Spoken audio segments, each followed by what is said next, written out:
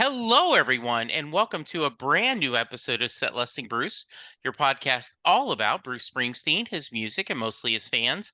I am your host, Jesse Jackson. We are doing another timey-wimey episode. It is my morning, my guest afternoon, Vinko Bakovic, or Rusty, they said. Welcome to the show, and how are you doing today? Thank you for inviting me to the show, and warm welcome to everybody who decided to join us. And I feel just fine. It's a sunny afternoon here in southern Croatia, and it's pretty hot already, not even in June, actually, but I'm doing fine. That's great. Yeah. So I was going to ask, where are we talking to you from? Southern Croatia, it's a little town about 80,000 people on the coast of Croatia, Okay. in the middle of its coast. All right. I think you're the first person I've had from Croatia. Don't want to swear to it, but it could be. It Um, wouldn't surprise me. yeah, trying to get every country in the world somehow, some way, right? Well, Yeah. so why don't we start out, Rusty? Tell us a little about yourself. I'm a graphic designer. I'm a father of two. I'm happily married for 23 years. And I have a hobby. It's making music with my band, Seven and Counting. And that's in the short. That's a pretty good introduction. I'm gonna get to the band in a little bit because I'm curious about the name, but I'm gonna package. I always Okay. like to start at the beginning, Rusty. Where did you grow up? And what kind of music were you listening to as a youngster? What was your family playing? I grew up here in Zadar. I was actually born in Colombo, Sri Lanka. It was Ceylon back then. But my parents moved here.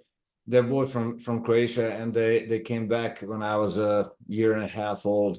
So ever since I live here in Zadar. And about the music, I was pretty much surrounded with Croatian music. Okay. And I guess I took it for granted. I never cared much about it. It was like living by the sea or having so many sunny days in a year. It was something natural. Okay. But my mom, she used to listen to Frank Sinatra and Ray Charles. And my dad wasn't much into the music, but he liked the Platters. So those were the first names I can remember, first artists. And I found them very interesting. It was really a different sound from what we had here. Mediterranean music is about love or losing love or some kind of melancholy. But when you heard the first time when I heard Ray Charles singing Hit the Road, Jack, it was different emotion I never experienced before in Croatian music. The idea that rock and roll, soul, rhythm and blues, right? That Yeah, joy in the music. Is that what you're saying that kind of struck you? it is definitely, but it was even more. It was a whole new set of emotions in the music, in the lyrics, in a performance than the usual Mediterranean chanson, let's say. We call it here Dalmatian chanson. It's not that wide. It's how can I say it's all the same during the ages, during the decades. Nothing much changed. But in that moment, hearing Ray Charles or Frank Sinatra was something, wow, it's different. Like, I mind me saying this, but Frank Sinatra sang My Way. It was piss off everybody Yeah. attitude. Yeah, I never heard that before. So Yeah. it was, oh, this is something interesting. As you got to your teenage years, what kind of music were you exploring? You liked that sense of rebellion, right? If I'm trying to put words in your mouth, but right? Yeah, but when I started to discover music on my own, I started off with the basics: Chuck Berry, Elvis, the Beatles, the Rolling Stones, and the first real kick in my gut was when I heard Jerry Lee Lewis. It was like, wow! So you can actually play rock and roll with a piano as a lead instrument instead of electric guitar. And it was like just like Frank Sinatra and Ray Charles before. It was really something special. And then, of course, all the big names of the 80s, like Dire Straits, Queen, Eurythmics, stuff like that. But I also, from time to time, I love to go back to explore, like the blues, soul, Aretha Franklin, B.B. King, all those top names, and then a little bit downwards to find some extra value in that genres. That was for a couple of years a time when I used to listen to everything, basically. And So, then one day, oh, yeah, I was say, gonna before I ask you your Bruce question, because I yeah, am curious to hear that. When did you start? What instrument did you pick up first? And talk to me a little bit about learning to play music. it was my third year of high school when I picked up guitar for the first time. And it was the only instrument I ever tried to play. And it was purely for my own joy and amusement. I never believed much in my voice, in my playing abilities, and I was honestly too lazy to practice that the way it should be. It was just something I loved to do when I had time. And I'm self-taught. On a good day, I'm now in my 50s, I'm a decent entry-level rhythm guitarist. So Okay. that's what it is. Yeah, But guitar was something that I don't know why. I just had that urge to try to play some songs that I like to listen to. I wanted them to play and to sing them. That okay. was, It's interesting hearing you talk about that. One of my latest musical obsessions is the Americana Jason Isbell. yeah, And he talks about that he just loved playing a guitar. So to him, rehearsal or practice wasn't what he had to do, it's what he would have done anyway. Right? Like he yes, talked about in the pandemic, sitting around a couple hours just playing one song after another was what I would want it to do anyway. So yeah, that's cool. All right, so you're gonna tell me, so I'll pivot back. Can you remember when you first discovered Bruce and what about his music spoke to you? I can remember it as if it was yesterday. Okay. My classmate invited me over to listen to the great albums he just received from some relative from the United States. And he was not really a music kind of guy. He was never very excited about anything he ever heard.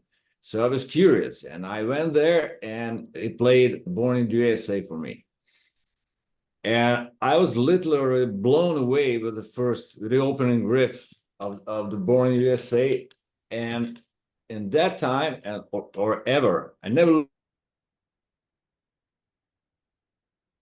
English in school. I learned German.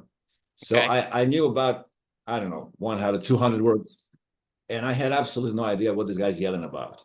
Okay. It was, but I knew with every cell of my body that there has to be something more in it than just that American macho Rambo guitarist image he presented in that time. I just knew that there's got to be something profound in his music and his lyrics. So I ended up all of a sudden on one side there were lyrics, on the other side there was a dictionary and a piece of paper in front of me where I tried to translate it. It was time before internet, when it was really hard to get lyrics because in former Yugoslavia usually new published albums used to come out with a year or two of delay, and most of them didn't have lyrics printed inside. So I had my sources. I tried to find some lyrics and I used to translate it. And it was all gibberish because I had no idea about rules in English. I had no idea about phrases, not to mention the slang, the rock and roll slang, the Yeah. iconography of New Jersey and everything. So it was all just a big bunch of nothing. But over time, I managed to connect the dots. At first, I had no idea what a 7-Eleven is. Then Yeah. I realized it was a store, but I thought it's a name of the franchise. Stuff like that, like no strings attached. What strings? where do you find strings here in a car? That's mind blowing. But that was the first impact Bruce had on me. Beside his music, he made me learn English, and I continued with with Bob Dylan's lyrics, with Willie Nelson's, and I learned English also by myself, thanks to these guys, Bruce at first, and then the other great authors of our time.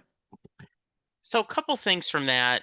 One, I've told this story before, so if you guys are regular listeners, skip ahead. But for the longest time, my wife would complain she couldn't understand Bruce's dialogue. He says and so I said, here's what I want you to do. I want you to quit trying to understand what he's saying and listen to the emotion in his voice.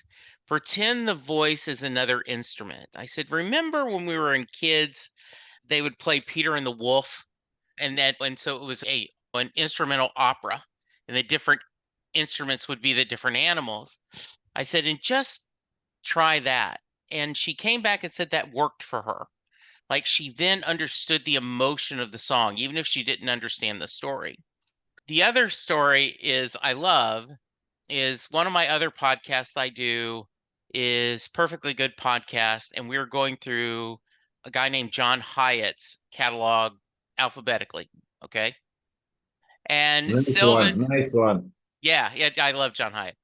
But Sylvan Groff, who's my co-host, said that for his first few albums, he would not include the lyrics because he said, when I was a kid, I had to sit in front of the record player with my tablet trying to write down the lyrics. And so I want my audience to do the same thing. Yeah, that was a back in those days, we used to listen to the music in a very different way, especially if it's not your mother language. From my experience, the first kick you received from some music or some artist was that emotion. Yes. Because we didn't understand Jack. So I was 13 years old when I heard Bruce Springsteen. I never learned English, but I felt that emotion. I felt that the power of the performance, and I realized there must be something as much in the song itself, like the lyrics, like the message. But it was a challenging time back in the days to collect all the pieces and put them in the right place. I was sometimes I was afraid I will get disappointed if I truly understand and say, this is bull. This is something people wrote hundreds of thousands of times before, and you just recycle it. But it was not, fortunately for me, it was not the case with Bruce, with Bob Dylan, with Willie Nelson, with people like that. Yeah. So, understanding his New Jersey slang and language and phrases, it's interesting to hear. It was challenging for someone who actually lives in the area. I live across the ocean. I live a couple of thousand miles away. Yeah. So I'm not surprised it was challenging for me, but it's easier a little bit when I heard that. I'm thinking of 13-year-old Rusty trying to figure cool rockin' daddy. Okay, is he someone father? Why? Not to mention VA man. What the hell is VA man? Yeah, exactly. VA. Okay. I was 13. I had no clue about the war in Vietnam at all. It was before my time, and I still didn't catch, I don't know, Deer Hunter or movies like that. Yeah. I was a big movie fan. I still am. Yeah. And the interesting thing is that here in Croatia or in former Yugoslavia, we never used syncing in TV shows and movies. We always had titles. So I had ear for differences in accents, in language, in slangs. I used to memorize them, and it was much easier with the subtitles than with singing, and that helped a lot. So when you hear, I don't know, Bobby De Niro saying, "Okay, man, no strings attached," and you see the subtitle with the translation, "Oh, no strings attached means that." Oh, now I get racing in the street. Yeah. Billets straight out, no strings attached. So that was my learning process. That's wonderful. I had 3 or 4 years ago a mom on the podcast who She was hit by a car when she was pregnant, and her son was born with learning handicaps. And she tells a wonderful story that for the longest time he didn't speak, he hardly acknowledged anything till he heard a Bruce Springsteen song. Wow. And that woke him up. And so she, of course, just started playing every Bruce song she could. And he actually learned to talk by putting the DVD on the TV, and learned to read by reading the subtitles of lyrics. That's how he learned to read. It's really amazing story. Yeah, and it is. really Yeah. heartwarming. Yeah, it is very heartwarming. What is the native language there in Croatia? Croatian. Croatian, okay. But your second language you took was German. Yeah. Okay. Now is third. Okay. Okay. That's nice. I'm just curious, like in the America, there's Spanish and there's French are usually the two foreign languages you can take in secondary school. What were your choices? Italian, French, German, Russian. That's about it. Okay. Sometimes Spanish. It was rare, but some schools had Spanish also. Yeah. So, Rusty, I'm going to ask you a question I don't think you can answer, but I'd love to hear your opinion. Bruce does not always play the actual title track Born in the USA in the US shows every show. He'll bring it out. But he seems to play it a lot more in Europe. What's your theory on why? I believe that with all that misconceptions and misunderstood of that song, particularly from politicians, I think that at some point he realized that in Europe people just take the song as it is, as he wrote it. Most likely because people in Europe already had some collective image about America and Americans and American policy. I think it's really great welcome song here in Europe. And imagine the picture where 70,000 people who doesn't speak English as a mother language sing that song with you. And you try to send a very powerful message once in 1984 with that song. And 30, 40 years later, you feel the same powerful energy coming back to you from the audience when you perform that.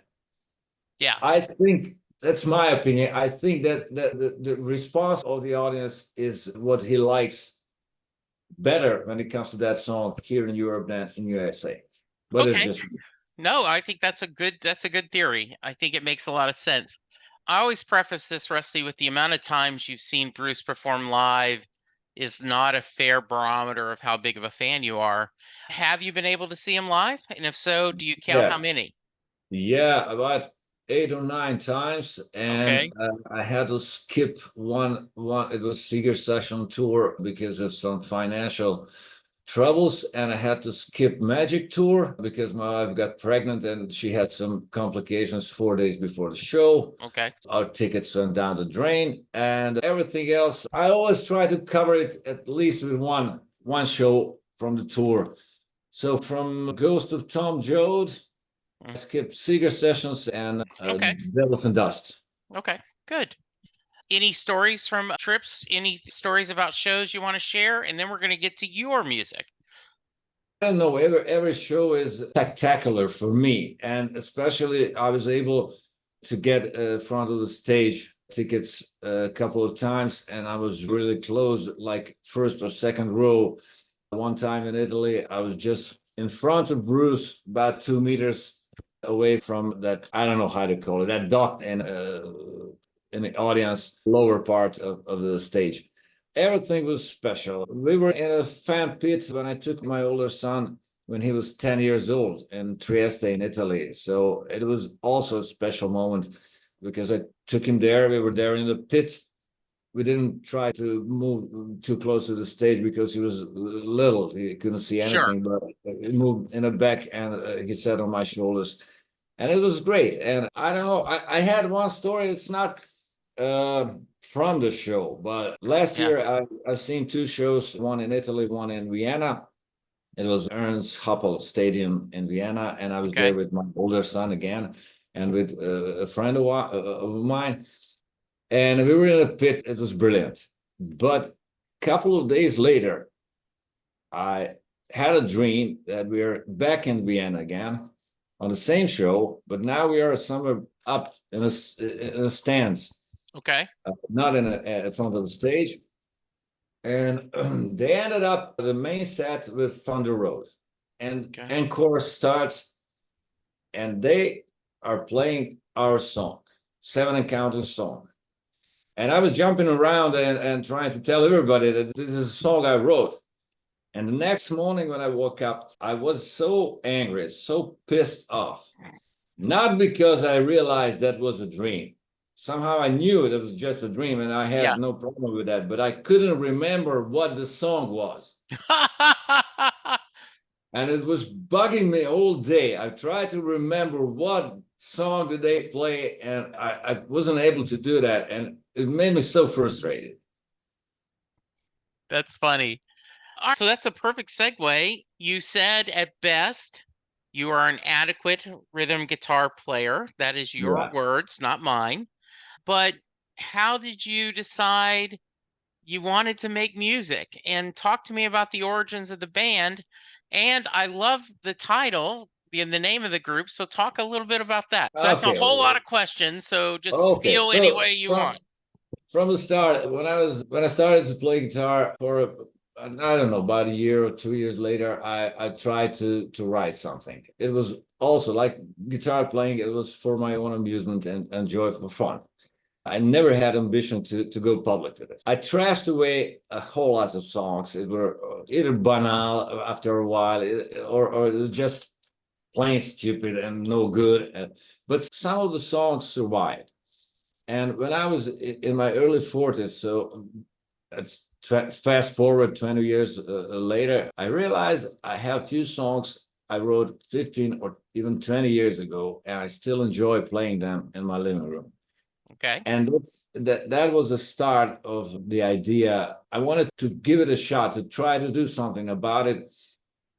The question was, what if those songs deserve more than being played in my living room? I wanted to I didn't aim for the band at the start. I just wanted to find people who will help me bring those songs into the real world. Because whenever I played it, when I wrote it, I always had a band in my mind.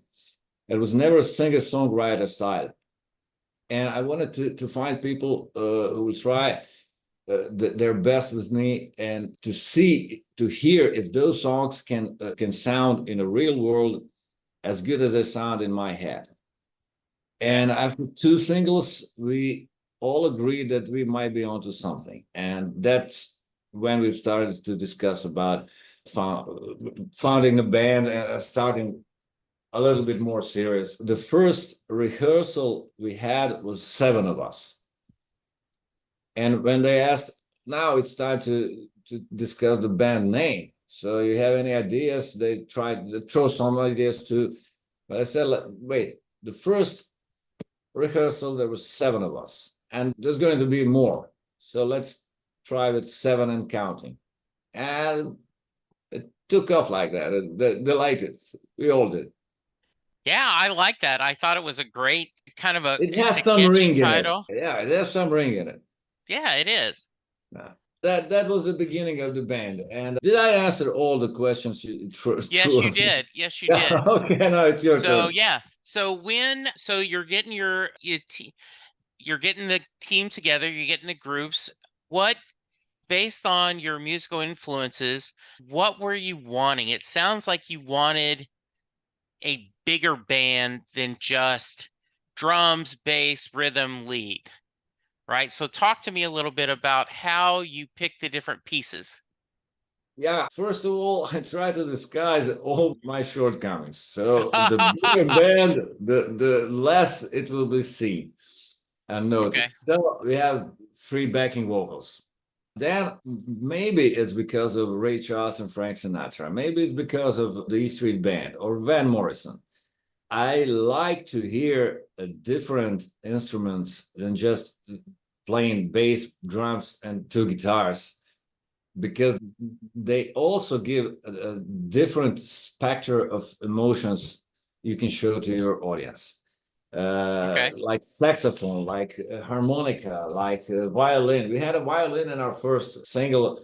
Unfortunately, that single didn't make it to this album, but I tried to express not just the emotion, but also the atmosphere of the song, of what I'm talking about in the song, with different instruments. I knew we were going to be a huge band, and we had also many lineup changes because I don't know, some people just didn't find it interesting or something like that, Right. or there was no money in that. Yeah. Okay, everything's okay, but from the starting lineup, there's four of us, and even five if you count that our first bass player left after the first single, and the bass player that joined us is still with us to this day. So Okay. it's five old members, and the rest of them came along the road. And that was, I'm gonna say, uh, now you gotta help me out. Okay. Okay, you give me something But to... no, as you're putting the The band together, influences, yes, influences. influences. Yes. So at the time, I had a certain fear of getting too close to Bruce, Okay. uh, sound wise. Sure. But then I said, man, if it sounds like, for instance, something that would Bruce play live on a show with his acoustic guitar, No Surrender or Badlands, in some cases, it may sound like it when you play it in your living room, but you're going to rehearsal room with a band. You're going to try it with people who are not the E Street Band. Right. So let's just disregard all that feelings and fears and see what the band will bring into it. Because my main goal from the very first start was I told them, everybody, whoever joined the band, we are entering the rehearsal room with my song, and we are coming out with our song. And that's, for me, that's the meaning of being in a band, of playing in a band and trying to do something creative. It's a team effort. It's a joint effort, and everybody, all of them brought something on their own, and it's very hard to expect that it will match this on that. We cannot sound like Dire Straits. We cannot sound like Bruce Springsteen. We cannot sound like the Beatles or the Rolling Stones. We have some moments that will remind you as a listener to some artists. But at the end, I think I feel like we paid a nice tribute to all of our influences and great authors before us, but we also brought something on our own. Yeah, and I think for us, the I can't remember who said that, but some English teacher or literary professor was talking to someone and said, and I'm going to get the author wrong, but you don't want to sound like Ernest Hemingway. We already have an Ernest Hemingway. What we don't have is you. Well, Yeah, and it's, yeah, I think that the idea is you want to make your own kind of music, right? To yeah. quote the mamas and the papas. And I think that's right. And you were nice enough to send me some links to some of your music. And before we hit record, I said, I hear a little bit of Bruce in it, but it isn't like it's a blatant copy. This is definitely your own, you guys have found your own voice and sharing your own kind of musical vision of what you want to do. So I really enjoyed the music. Thank you, thank you. Yeah, Um, yeah, please. I picked a whole bunch of bits and pieces from different authors and performers, and I somehow learned to mix them up and put them in my own way. And I'm talking about a little in a song, like the way you go from the chorus into the bridge, or Yeah. some melodical line that it's not taken from this artist or that artist, but melodically it could be a reminder of someone before us. It's something that would, like in a song Stranded, if you listen to it, it's pretty much the most Rolling Stone-ish song we ever did. Yeah. But there's a bridge that me personally reminds of Bruce Springsteen for some reason. I was trying to get to it to find what is that specifically. Yeah. I never could. Just the entire part of the song, the melody in that song, maybe the change of rhythm, it all combined reminded me of Bruce in some way. So Yeah. that's picking up pieces and bits of all the authors I used to listen to. I used to grow up with their music and collect all those pieces. And now I'm redecorating it in my own way with my own part in the whole story. Yeah, absolutely. So I know you guys work in the studio. Do you also do live performances? Yeah, not too much because it's a small town. We have not a single proper rock club, especially not for a band of 8 or 9 or 10 people. We perform, I don't know, maybe 5 or 6 times a year. But we are also, the reason is also that we spent a lot of time in a studio. Our final lineup was established just before the pandemics and lockdown. And we were just about to do things right away, and everything was shut down, and we were on hold for 2 years. And then we were trying to get back into shape and finish what we started. Last couple of years was a little bit messy, a little bit intense, let's say. And meanwhile, we had a crowdfunding campaign and finishing the recording in the studio with our producer. And then we were preparing for concert promotion and stuff like that. So all of a sudden, about 9 months passed like this. Yeah. So let's talk about share with me the new album and Yeah. share a little about it, share maybe a couple of songs and talk about how people can find it. Oh, this is our first album. It's also a new album, and it contains 10 original songs written by me, arranged by the entire band, and performed as well. It was 7 and counting. It was all recorded, produced, mixed, and mastered here in Zadar. And it can be found on all major platforms anywhere in the world, from Spotify to Apple Music and Amazon Music and others. It's in a way, it was a series of compromises while we were working on those songs because of all those lineup changes. It was not easy to bring somebody in when we started to work on a new song. Like we changed, I believe this is our 6th lead guitarist.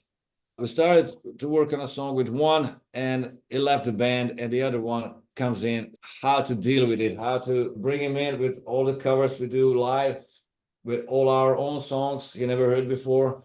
So I was always trying to find a way to blend the new guy in an easy way. So I for instance, we lost a piano player left a couple of years back, and until last year we couldn't find anyone good enough to replace him. So we didn't use piano. We just wanted at some point when the album is near to end, to find someone just to fill that parts a little bit, just to hear a little bit of piano. But we never had a piano player with us in a rehearsal room. I had to avoid the songs that I was trying to make with piano as a lead instrument. Same thing with the saxophone. And now when you listen to it, there's a big difference in the style between first and a 10th song. But I guess we managed to build a track list that way that it doesn't feel like it's not like accidentally dropped out songs on a list. It has some seamless or smooth transition from one style to another. So that the changes of the style were basically defined because of the lineup and the people in the band and the particular moment when it was recorded. I was afraid a bit about that, how it will turn out. Would we be able to make the record? Would it be easy to listen to, or it will be just like someone tossed it and like random choice of songs that doesn't belong to each other? But at the end, I think we did a good job about it. And what's the name of the release? Tonight, it's called Tonight. It's also 10th song, the closing song of the album. And that was this version is fifth version of the same song from the moment I wrote it to the moment it was released.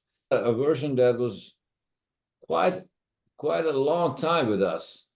But at some point, it started to fall apart. Nobody liked it anymore. It just didn't sound right, and we were at a breaking point. It was either we trash it out, move it away, or we do something about it completely differently, like rewriting it. And I did it in a 5 days, and we all said, "That's it, that's it. We nailed it, and this song is going to the record, and it's going to be the title song." So obviously you're proud of that one. Are there a couple other songs you want to talk about that you have, and obviously you love them all, right? As a Yeah, father, you understand that you love each child equally, but each different, right? So yeah. are there a song or two you might want to mention though? It was hard enough to narrow it down to 10 songs for this record. I had to narrow it down even more. And Okay, it's no, that's really, okay. I would mention Good Times Rockin'. It was written during the pandemics and lockdown because one of the things I missed the most was seeing live music and attending Sure, gigs, small gigs, big gigs, whatever. But we were unable to do that. And I wrote that song as a promise that's days of gigs and live music will come back, and we will be there, not as a performance, as the audience. I sure. wrote from the point of view of one of us in the audience, and I like that song, and it means really much to me because those days are back, and Yeah, we're all enjoying that live shows, yeah, big and small. yeah. Not to steal Bruce, but these are better days. After being on Yeah, that, after being pandemic where you thought you were worried we'd never be able to do yeah, that again. It is yeah, very yeah, lovely. Yeah, good. yeah.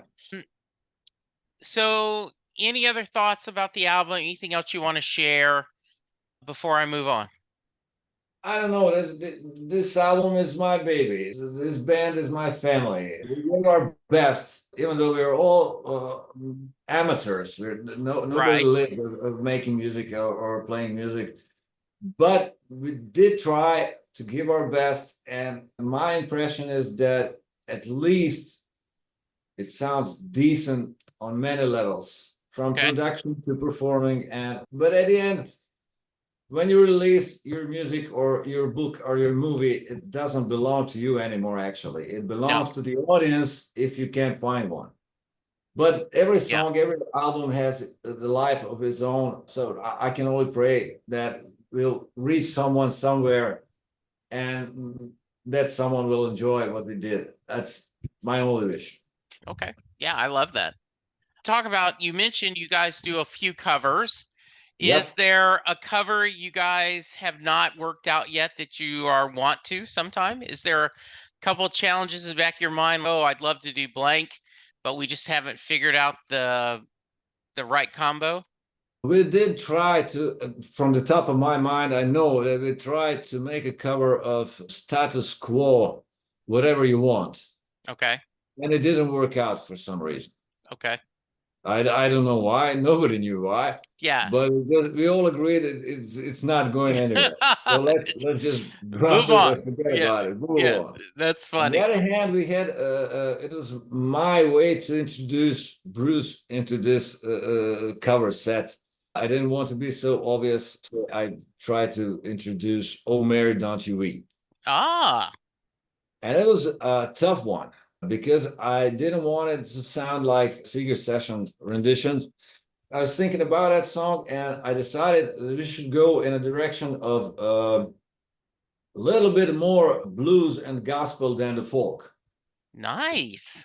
And I said we have three powerful backing vocals, so let's put them in there. We have a saxophone player, so let's put him there to spice it up a little bit. We have a great guitar player, and let's make all of that a combo that will sound like gospel blues. And it has something to do with the version Bruce used to play with the Seeger band, but it's also very much played on in our own way. Later, we did a cover of No Surrender. It was just for my own. Sure. They did it for my love. Yeah. Yeah. Yeah. Now they like it, but that song was my choice. Obviously, I wanted to play something by Bruce and his three band, and my choice was No Surrender, and they say, okay, let's go with it.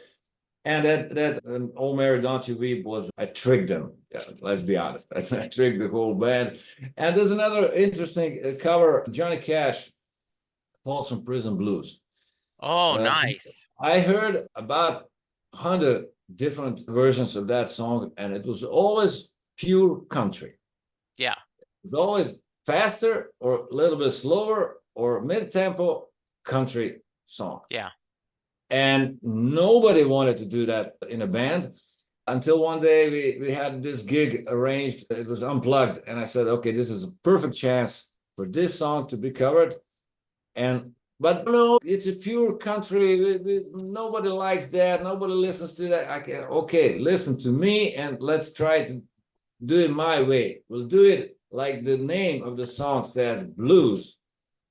And it's a kind of mid-tempo blues, but uplifting version of that song that also with a great space to express and to present what 8 of us can do in a band, or 9 sometimes.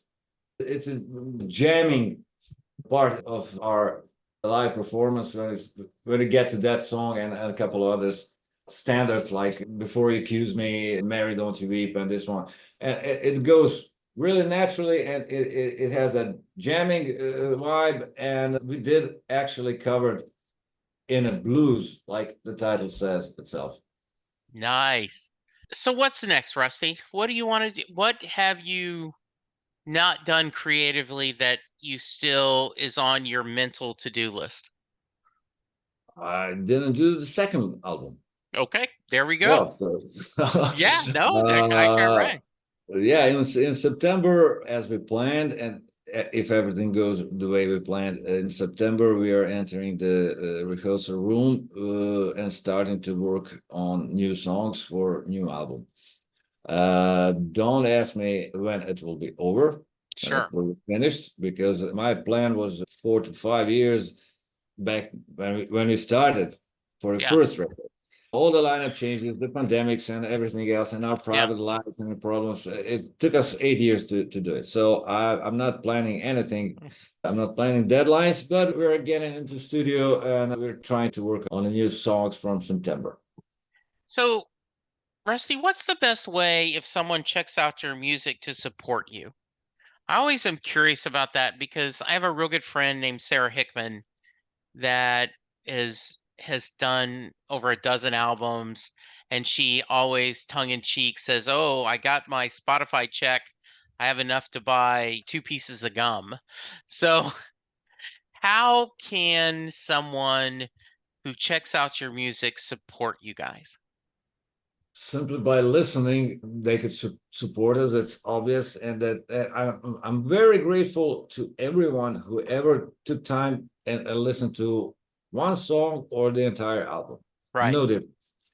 But it's not so much about the audience, it's more about the industry nowadays and the rules in that industry. Yeah. And 25 years ago, if you wanted to support your favorite band, you go and buy a record. Yeah. Or a CD or tape, whatever. Yeah.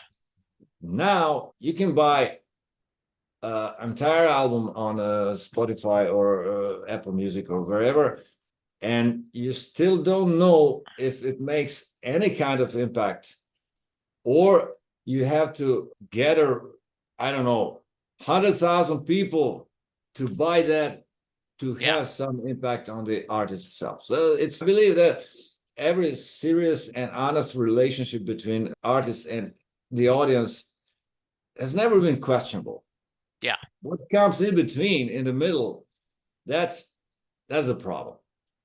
So whoever listens to, buys a song or two, or even entire album, sharing that on social media networks or leaving a comment on a YouTube, that's great for me. I don't know what more can I ask from anybody, but to take 2 or 3 minutes, sometimes 5, and to take a listen to a certain song.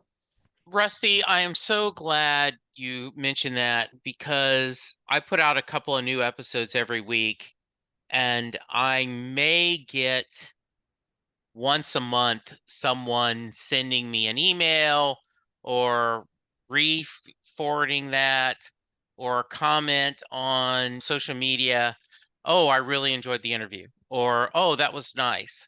And I would love more, just, a quick email saying, hey, I really enjoyed your interview with Rusty. I'm going to check out the music. Or I didn't think you did a very good job, right? Like, I think you didn't ask the right questions. I'm okay. Anything, because you feel, Anything, right? yeah, some kind of feedback for whatever you do. If you're working as a clerk in a bank, you Yeah. expect your boss to say something. You're a little too slow. You have a line in front of you. That's okay. It is a criticism, but it's Yeah. meaningful. And what do you have to change to improve yourself? Or God forbid, you did well. But Yeah. whatever you do, you need that kind of feedback and to know where to place yourself in what you do. Yeah. This way, we are all just spinning around ourselves without any direction to go, without anything that could define you and refine you and redefine you, whatever. But that's the real problem. People listen to the music in a different way. They consume music and buy music in a different way than it was not so long ago. And the speed of life and the speed of listening and the speed of or depth getting in has changed tremendously.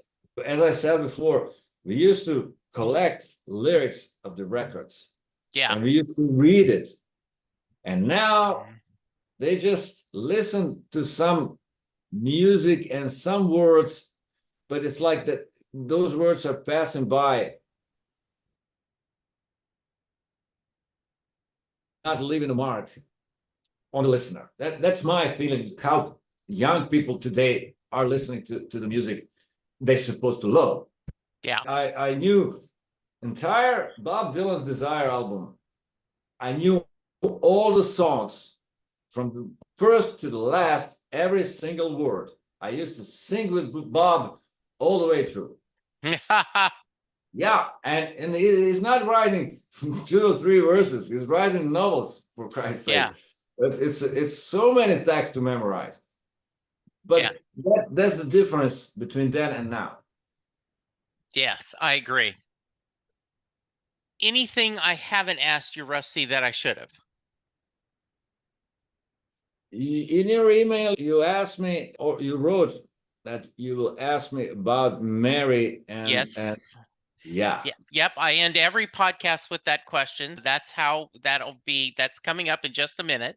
But I didn't know if there Okay, was any story that I hadn't told you, or anything else that you wanted to share. Yeah, when we started off this band and we did 2 demo singles, we realized, yes, that we might be onto something, let's do it. And I said, all right, this is the time where we have to find a proper rhythm guitar player and someone who can sing. Yeah. And our drummer, Boško, who is also co-founder of the band with my wife and me. My wife is a backing vocal. The 3 of us are basically the core of the band and the nucleus that started it. He said, no way. If you're not going to sing it, I'm leaving the band right now. Wow. Yeah, he's older than me, and he had he's the only one in the band who had a very extensive experience. He even won the Eurovision Song Contest back in the days in '89. Oh, okay. Yeah, but he left music long ago, and I knew that it's in him all the time. So I asked him, the foundation of the band is a drummer.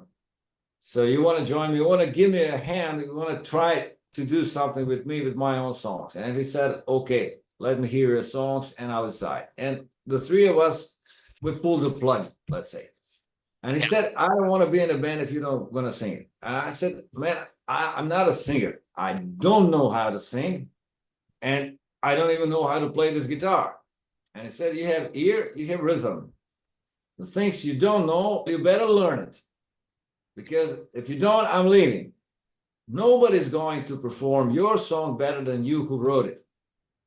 So he gave me a lot of homework, and I was trying really hard to improve myself. I did. I can even hear it from those tapes from the beginning, and now it's really hard to compare. And it always surprises me that the guy on the CD on this album tonight is me, because I always think the guy who sings the first two singles is me.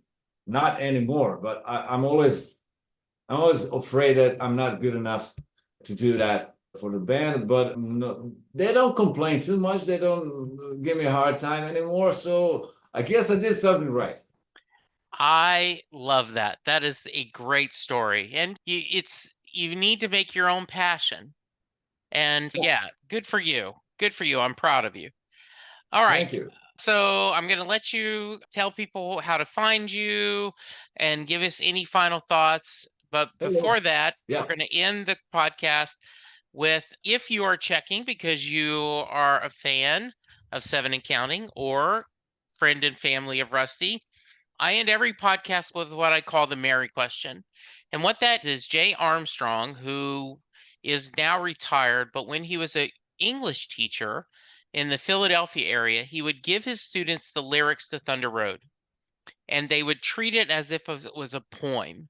They would go through all the lyrics, they would look at all the different uses of Bruce, talking about themes and language, breaking it down similar to young Rusty did during the lyrics when he Yeah. was 13 or 14. And then at the end of the class, he would ask his students, does Mary get in the car?